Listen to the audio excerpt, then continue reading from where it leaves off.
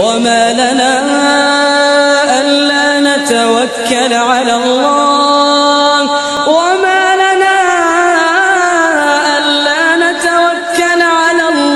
وقد هدانا سبلنا ولنصبرن على ما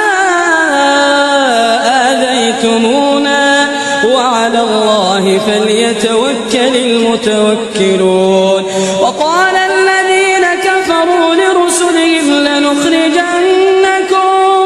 لنخرجنكم من أرضنا أو لتعودن في ملتنا فأوحى إليهم ربهم لنهلكن الظالمين ولنسكننكم الأرض من بعدهم ذلك لمن خاف مقامي وخاف وعيد.